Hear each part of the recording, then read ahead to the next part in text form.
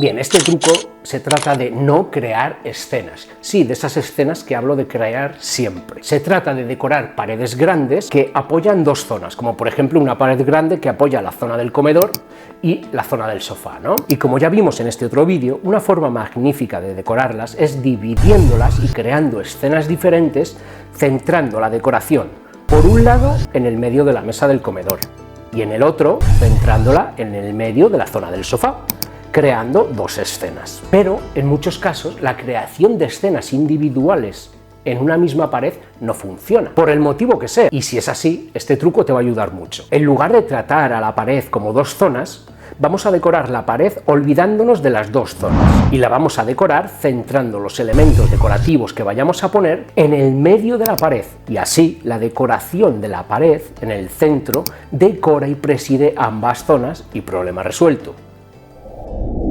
Piensa fuera de la caja. No te imaginas lo que te va a ayudar este gesto y lo que me ha ayudado a mí en todos estos años en mi trabajo. ¿Y a qué me refiero con pensar fuera de la caja en términos decorativos? Pues por ejemplo, cuando vayas a decorar un salón comedor, en lugar de pensar en un salón comedor normal, piensa por ejemplo en un restaurante precioso. Si vas a decorar tu dormitorio, en lugar de verlo como un dormitorio normal, piensa fuera de la caja y míralo como una preciosa habitación de hotel que te haya encantado, de alto nivel, sea del estilo que sea. Ahí tienes toda la inspiración que necesitas. Y no solo eso, ahí es donde puedes crear algo mágico, tener tu ancla, tu guía para cuando no sepas por dónde seguir. Y también elevarás, sin darte cuenta, el nivel decorativo de tu espacio. ¿Por qué? Porque sin quererlo, sin darte cuenta, ya has elevado tus expectativas. Y cuidado, no tenemos por qué llegar a ese alto nivel. Hay muchos pasos intermedios antes de llegar a ese nivel tan alto.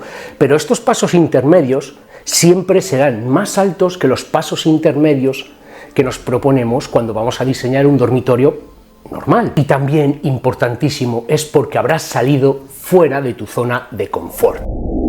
Y este es otro de los trucos o conceptos o gestos que me ha ayudado muchísimo también en todos estos años en mis proyectos y que quiero compartir con vosotros. Y que básicamente cuesta 0 euros hacerlo, porque básicamente se trata de utilizar más la imaginación. ¿Por qué hay que salir de nuestra zona de confort decorativa? ¿O por qué creo que al cliente hay que llevarle fuera de su zona de confort decorativa? Porque todos, absolutamente todos, tenemos nuestros propios gustos, pero todos esos gustos también tienen sus límites, límites que o nos hemos puesto nosotros mismos o nos lo ha impuesto la sociedad, por el que dirán Instagram, Pinterest, etc. Y no está mal en un principio, pero por ejemplo, digamos que a mí me gusta el negro. Entonces decido decorar mi casa con un cuadrito negro y un jarrón negro, sin salir de mi zona de confort. Y me quedo ahí satisfecho. No está mal, ¿no? Pero ahora vamos a aplicar mi teoría de salir de la zona de confort y vamos a llevar a nuestros gustos al límite, que es lo que te aconsejo. En este caso, si lo llevamos al límite, sería pintar, pues por ejemplo, todas las paredes de negro,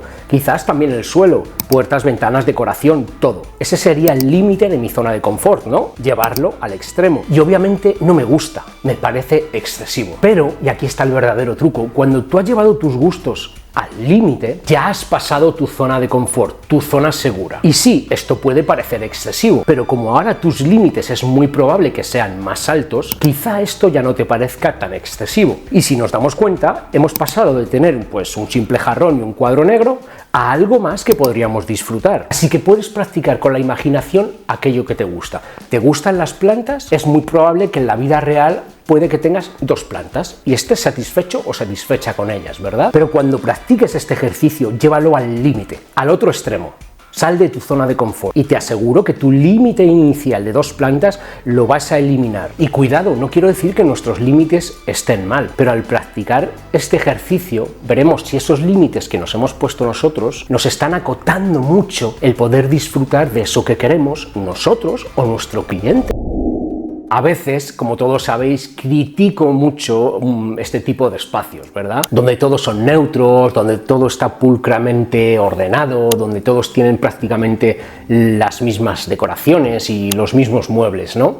Pero luego, pensándolo bien, si nos damos cuenta, es que tampoco tenemos muchas más opciones, porque desde hace décadas, y esto es algo innegable, hay una tendencia en cuanto al diseño del mobiliario y de la decoración hacerla cada vez más sencilla. Hemos pasado de este tipo de muebles a este otro. Hemos pasado de este tipo de sofás a estos otros. Hemos pasado de este tipo de baños a estos otros. Hemos pasado de este tipo de puertas a estas otras. Hemos pasado también de este tipo de cerramientos a estos otros. De este tipo de muebles de exterior a estos otros. Y aunque no me gusta, no lo critico. Lo que quiero enfatizar en este punto es que la estética se ha ido depurando cada vez más y más y más y más, que ha ido perdiendo casi todos sus detalles más ricos. Pues bien, tanto si a ti te gusta la sencillez de estos espacios, como si no te gusta pero no encuentras otras opciones, para elevar la estética de este tipo de muebles, especialmente los más grandes, quiero mostrarte mi siguiente truco, que es el de echar un poquito de sal. Y consiste básicamente en añadir elementos muy interesantes, es decir, muy sabrosos, pero en pequeñas dosis. Es decir, como si echáramos una pizquita de sal en la comida para hacerla más sabrosa. Por ejemplo, a unas puertas lisas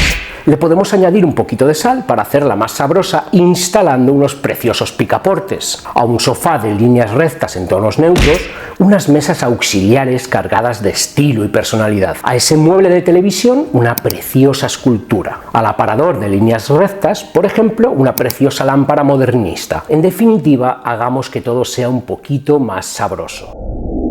En muchas ocasiones tengo que decorar casas que ya están habitadas, con sus muebles, con su decoración, con su todo. En las que me encuentro estos dos tipos de problemas. Por un lado, están los que sienten que su espacio está muy cargado, en cierta forma caótico y desconectado. Y por otro lado, están los que tienen un espacio pulcramente decorado y ordenado, pero lo sienten plano, lineal. Y uno de los conceptos que a veces aplico y que yo mismo he ido creando con el paso de los años y puliendo es el concepto del yin y del yang. No voy a entrar en la interpretación de estos dos conceptos taoístas, todos sabemos lo que significan, pero todos sabemos también que entre ellos se encuentran el orden y el caos, ¿verdad? ¿Y para qué puede servir esto? Puede que estés pensando. Pues porque muchas veces nos volvemos locos pensando qué hacer con ese rincón o con ese salón que tanto ruido visual nos da, o con ese espacio tan bonito, tan ordenado, pero tan plano y no sabemos qué poner, qué pintar, qué añadir, qué comprar. Y se pueden hacer muchas cosas, pero uno de los conceptos que yo utilizo es este, el del yin y el yang, es decir, añadir orden al caos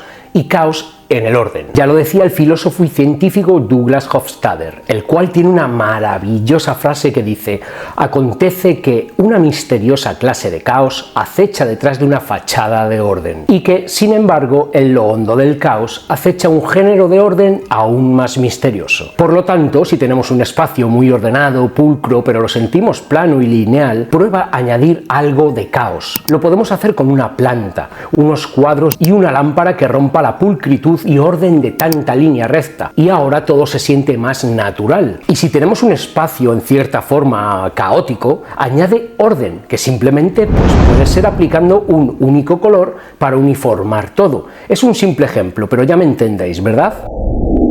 Y volviendo a ese rincón o a ese salón tan ordenado, tan precioso, pero que lo terminamos de ver soso de alguna forma, quiero comentaros otro de mis recursos que he ido puliendo y creando con el paso de los años, al que yo llamo la teoría del perro verde. Aquí en España tenemos un dicho que dice así, que todos conocemos: eres más raro que un perro verde, y que viene a significar, pues bueno, que algo o alguien es muy raro, ¿no? Pues bien, esto me ha ayudado muchísimo y también te va a ayudar a ti. Cuando decoras un espacio y todo se ve perfectamente combinado, rematado y precioso, puede estar todo lo bonito que quieras, pero para mí siempre estará incompleto, sin magia, sin chispa, si no añadimos ese perro verde, ese elemento extraño que cree sorpresa y autenticidad en la escena. Y lo mejor de esto es que puede ser cualquier cosa. Por ejemplo, una bola de discoteca inesperada en una esquina, un mueble de principios del siglo XX en una decoración contemporánea, un potente acento de color inesperado y fresco en algún elemento, una lámpara atrevida que rompa todos los esquemas, cualquier elemento, ya sea comprado o hecho por nosotros mismos, que destaque por encima del resto. Y no solo hablo del salón, sino de todos y cada uno de los espacios de la casa. La diferencia es un mundo, porque pasamos de tener una casa preciosa, pero sin esa magia, sin sorpresa, a una casa con autenticidad. Así que, sea lo que sea, encuentra a tu perro verde, porque va a marcar un antes y un después en la decoración de tu casa, y marcarás también tu propia personalidad al aplicar tu propio punto de vista. ¿Sabes cuando entras en una casa que, aunque no tenga nada que ver con tu estilo decorativo, te gusta y quizás la casa es incluso algo atípica y no sabes por qué? Pues es porque puedes reconocer la personalidad. Y no estoy hablando de algo metafórico, estoy hablando de algo real, tan real como que puedes conocer prácticamente la personalidad de la persona que habita esa casa. ¿Quién puede decirme quién vive en estas casas? Sinceramente es imposible de adivinarlo, ¿no? Básicamente porque no hay ninguna maldita seña de identidad de esas personas. Sin embargo, cuando vemos algo así, ¿quién puede vivir en estas casas? Casi podemos sentir la personalidad de esa persona, o al menos nos la podemos imaginar, ¿verdad? Por ello, y este es el siguiente truco que quiero compartir contigo, siempre ten tu propio punto de vista y decora con aquello que amas. Si sigues este consejo, siempre acertarás. Incluso eso que amas puede convertirse en tu perro verde, aunque tengo que advertirte que si practicas esto, cualquier persona que entre en tu casa y sea un poquito observadora podrá saber mucho de ti. Este truco o recurso es uno de los más sencillos, tiene un coste prácticamente de 0 euros, pero te va a ayudar muchísimo. Y se trata básicamente de cambiar las cosas de sitio. Me ha pasado varias veces que un cliente me dice, mira Abel, tengo, por poner un ejemplo, esta silla aquí que no la utilizo, pero la tengo porque es de mi abuela, le tengo mucho cariño y me encanta. Y ahí puede que se me encienda la bombilla, o puede que no, pero si se me enciende, le digo, oye, Pepe, ¿te acuerdas ese rincón que me acabas de decir ahora que lleva meses vacío porque no sabes qué poner para decorarlo? Pues con esta preciosa silla de tu abuela y ese cuadro que tampoco le encuentras hueco y una sencilla planta, te queda un rincón de lo más precioso. Es un simple ejemplo con una silla, pero me entendéis por dónde voy, ¿verdad? Os puedo asegurar que el 30% de las cosas que se necesitan comprar para decorar una casa ya las tenéis. Solo que de tanto verlas en el mismo sitio, el ojo ya se acostumbra y pierde su valor estético. Esto es lo mismo que le pasa a mi novia conmigo, que de tanto verme en el mismo sitio pierdo valor estético con ella, por lo que no me queda más remedio que cambiarme de camiseta cada 2x3 para ganar ese valor estético. Los textiles son otro elemento que me ha ayudado mucho, pero no siempre. ¿Por qué? Porque siempre los he visto como algo pragmático, es decir, cortinas para las cortinas, unas fundas de silla, una funda para la cama, un tapizado del sofá, etc. Pero no fue hasta que empecé a fijarme en los grandes decoradores, ¿no? o los decoradores que yo admiro, como el artista José de Almada Negreiros y sus preciosos tapices revistiendo las paredes del Hotel Ritz de Lisboa, o el jovencísimo Adam Charlap con un precioso tapiz Aubusson del siglo XVII heredado de su abuela española. Ahí empecé a ver los tapices como algo mucho más versátil. Y dirás, bueno, ¿pero qué tiene eso de excepcional? ¿Cómo te ha podido ayudar eso en tu trabajo? ¿O por qué lo comentas como algo extraordinario? Pues porque los tapices son maravillosos para decorar paredes lisas, pero también, y aquí es donde me han ayudado mucho, para decorar paredes irregulares o con elementos difíciles, como por ejemplo esa pared del recibidor donde todos tenemos los cuadros de luces, paredes irregulares y otras superficies donde un cuadro o un espejo, por ejemplo,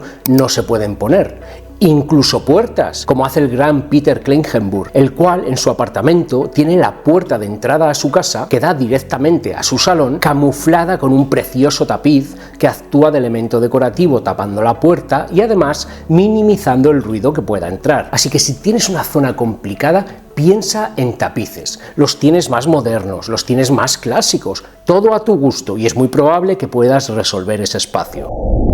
Siempre he hablado mucho de la proporción en todos los vídeos y cómo esta nos ayuda siempre a lograr un espacio muy ordenado, muy proporcionado. Pero siempre también me he enfocado en 2 dimensiones, altura y anchura, ¿verdad? Y he dejado la profundidad siempre al margen, pero la vamos a conocer ahora mismo porque este es otro truco, o mejor dicho, otro factor que también es muy importante tener en cuenta porque va a hacer que todavía nos queden mejor esos cuadros o esos espejos o esa decoración que vayamos a poner en la pared. Si vamos a poner un cuadro o espejo encima de una cómoda, bufeta, aparador, etc., si el aparador tiene mucha profundidad, digamos unos 50 centímetros, si ponemos unos cuadros o un espejo fino con poca profundidad, aunque hayamos aplicado aplicado correctamente el resto de proporciones, no quedarán bien. Y no hay una regla precisa que nos diga qué profundidad tiene que tener ese cuadro o ese espejo para según qué determinado mueble. Así que si tienes un mueble profundo y vas a poner unos cuadros y un espejo, procura que al menos esos cuadros tengan un par o 3 de centímetros al menos, para que guarden proporción con toda esa profundidad del mueble. Y cuidado que al revés ocurre lo mismo. Si tenemos un pasillo estrecho y lo llenamos de cuadros y espejos con un marco muy profundo, proporcionalmente hablando, no quedará bien. En este caso, unos cuadros finos o un espejo con marco fino quedarán mejor integrados. Y si necesitáis más consejos para decorar con cuadro,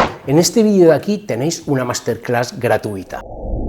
Introducir algo natural, como ya vimos en el vídeo de casas que sanan, tiene un gran impacto en nuestro bienestar emocional, ¿no? Y es que es precioso introducir algo orgánico y no tiene por qué ser planta solo, puede ser un mineral, un cristal, piedra, madera, lo que sea, pero que sea visualmente atractivo y, por supuesto, natural. ¿Y por qué te va a ayudar mucho esto en tu decoración o en tus proyectos? Porque estos elementos nos hablan en un nivel más allá de las palabras. Estos elementos hacen sentir bien los espacios y a nosotros mismos porque conectan con nosotros a un nivel subconsciente que hace que, casi sin darnos cuenta, sintamos que ese espacio está más bonito o que incluso nosotros nos sintamos mejor. Así que añade aquí y allá algunas piezas de materiales naturales, pequeñas, no tienen por qué ser grandes, y luego me cuentas la diferencia en cómo te sientes en tu hogar. Este vídeo es para mí bastante especial, ¿no? Es un vídeo que le he hecho con mucho cariño y mucha ilusión porque he expuesto una gran parte de mí. Así que espero, ojalá, que os haya gustado y sobre todo que alguno de los consejos, aunque sea un poquito, os haya ayudado para que tengáis una casa donde os sintáis más a gusto o para hacer que los demás tengan una casa donde se sientan más a gusto si os dedicáis a esto. Dicho esto, gracias por estar ahí de corazón, gracias por apoyar el canal y como siempre, pues hablamos en los comentarios. Dale. Lo que hay que hacer por amor, ¿eh?